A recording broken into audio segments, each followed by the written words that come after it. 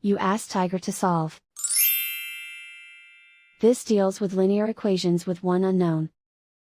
The final result is z equals 3. Let's solve it step by step. Simplify the expression. Expand the parentheses. Simplify the arithmetic. Group all constants on the right side of the equation.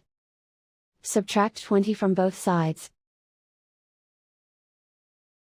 Simplify the arithmetic.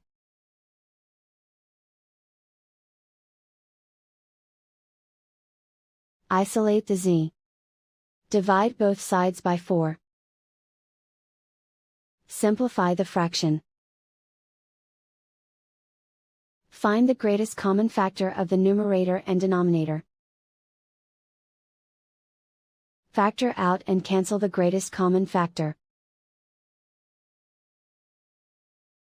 And so the final result is z equals 3.